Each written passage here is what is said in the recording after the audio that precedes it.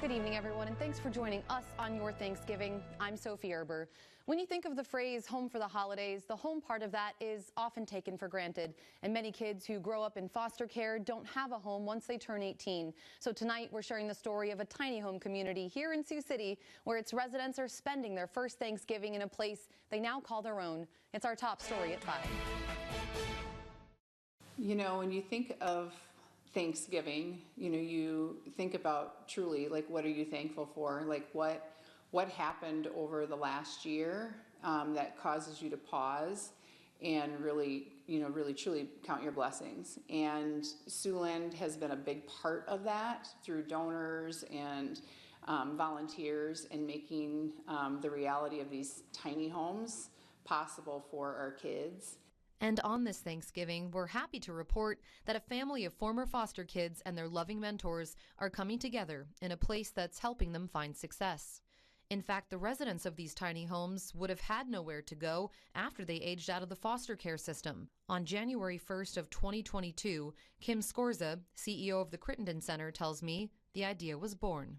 It literally was with one child, and we said to the HHS worker, like, what's the plan? He's going to be turning 18. And she said the plan was to discharge him to the street.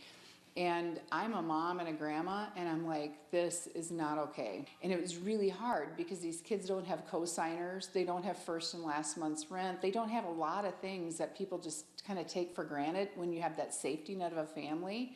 And so it literally was just like, we are going to do this. We are going to build affordable housing for these kids. We just started rallying people. We rallied our board of directors. We rallied people in the community, and we're like, let's take care of these kids. These are Siouxland kids. These are Iowan kids, and we just need to do it. We have to be responsible for children in our community. We have to. The residents pay rent and are required to get jobs, preparing them for adulthood with the comfort of a safety net and budget counseling to help them succeed. So to have housing and to have people around them that truly show up and love these kids, it's just amazing. And one of our community partners, Restoration Church here in Morningside, stepped up and are providing all the meals for Thanksgiving. To be able to help these young men and women to have a meal together at Thanksgiving and be together, it warms my heart knowing that they can know that there are people in this community that care about them and care about them enough to provide a meal for them. I cannot imagine what it would be like to go from one day living in a facility with care and then the next day going, you've reached a certain age, now you're going to have to go do life on your own.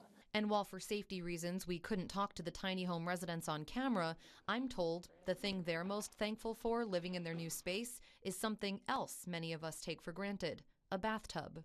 The bathroom is pretty important. When the tiny homes were being designed, architects drew up plans that included a shower, but the young adults requested a tub instead.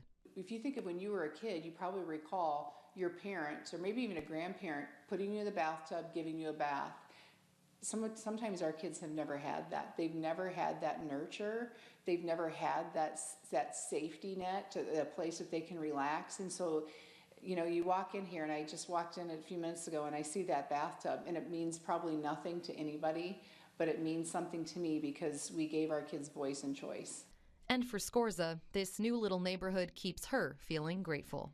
To me, like, breaking bread is so important. It's like sharing in something, building that community, and it's just super cool. I am forever blessed and thankful for people coming together and loving, like, hardcore, loving my babies. These kids mean a lot to me. So.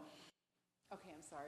And if you'd like to help the Crittenden Center and their mission here in Siouxland, we'll provide a link for you to do so on our website at SiouxlandProud.com.